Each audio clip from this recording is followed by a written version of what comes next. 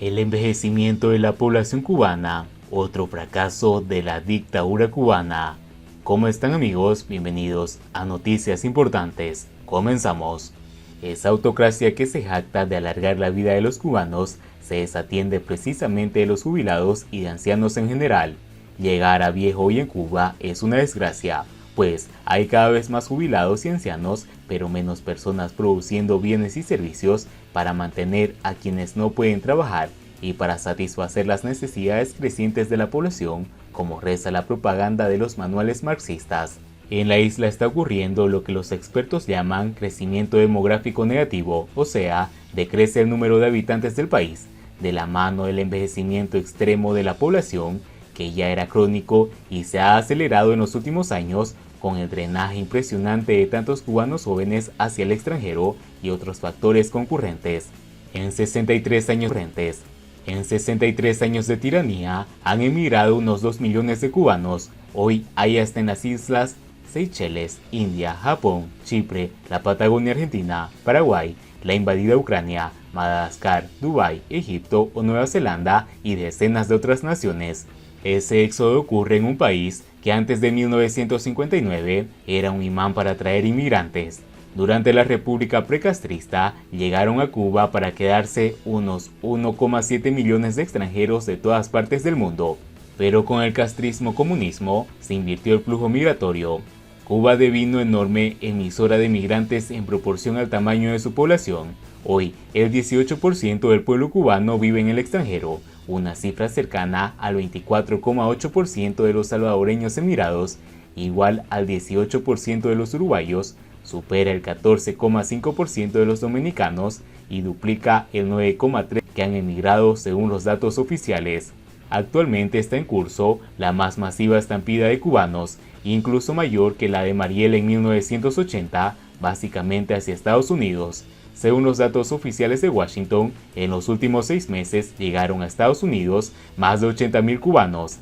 Se estima que desde 2015 han entrado en Estados Unidos más de 220.000 cubanos. Esto es lesivo para Cuba. Al abandonar la isla tantos jóvenes, se acelera el envejecimiento y se reduce la población económicamente activa, PEA. Hoy el de Cuba es el pueblo más envejecido y el que más rápidamente envejece en toda América Latina. Más muertes que nacimientos, la tasa de fecundidad es muy baja. Ya el 23% de la población cubana tiene más de 60 años. El porcentaje de ancianos en Cuba supera el 17,2% de Uruguay y el 13,1% de Barbados. Otros dos países con población envejecida, gente trabajando, el Estado castrista tiene menos recursos para la salud pública, educación, seguridad social o mantener la imprescindible libreta de abastecimiento, etc. El colmo es que ya en la isla hay más muertes que nacimientos. En 2020 hubo en Cuba 112.439 defunciones y 105.038 nacimientos. Ello se debe a que la tasa de fecundidad no alcanza el índice de reemplazo de la población. La cantidad de hijos que tienen las mujeres fértiles no llegan al índice de reemplazo poblacional de 2,06 hijos por mujer, que es el promedio latinoamericano según el Fondo de Población de la ONU. Lógicamente, las mujeres cubanas no quieren tener hijos para que sean pobres, pasen hambre y necesidades de todo tipo. Así, entre la emigración masiva y no reemplazo de la población, Cuba ha perdido poco el know-how que le quedaba, se evapora el capital humano y se achica la PEA, la palanca que mueve todo el mundo. En naciones desarrolladas del primer mundo, para compensar la baja tasa de fecundidad y de fuerza de trabajo, se estimula la inmigración. Pero, ¿quién quiere emigrar a Cuba y sumergirse en la pobreza extrema? El número de habitantes disminuye en vez de aumentar. Según la Oficina Nacional de Estadísticas e Información, ONEI, la isla terminó en 2020 con 11.181.595 habitantes, 11.875 cubanos menos que en 2019. Pero la disminución poblacional fue mayor, pues no restó la inmigración ilegal e incluyó como residentes en la isla a cubanos que viajaron al exterior temporalmente y no regresaron. El Banco Mundial calcula que a finales de siglo en la isla habrá apenas 4,5 millones de habitantes, en tanto Panamá pasará de 3,9 millones de habitantes a 6,9. Perú de 33,2 a 52 a 51,8 millones. Claro, ese desplome poblacional en Cuba no va a ocurrir muchísimo antes. La tiranía castrista será historia antigua. Es falso el argumento castrista de que una baja tasa de fecundidad es sinónimo de desarrollo. Ciertamente, en el primer mundo las mujeres tienen menos hijos que en el resto del planeta. Según el Banco Mundial, en la Unión Europea la tasa de fecundidad es de 1,5, mientras que en África es de 4,7 y en Asia de 2,32 nacimientos por mujer. Pero en las naciones desarrolladas, la PEA genera recursos para sostener a quienes no trabajan y suficientes para tener un alto o al menos aceptable nivel de vida. Los trabajadores de naciones industrializadas pueden acumular ahorros o bienes con vista al retiro. Muchos turistas europeos y canadienses que van a Cuba ya son jubilados. Son personas que, incluso luego de retirarse, emprenden negocios propios y hacen crecer la economía, lo cual fortalece los sistemas de seguridad social.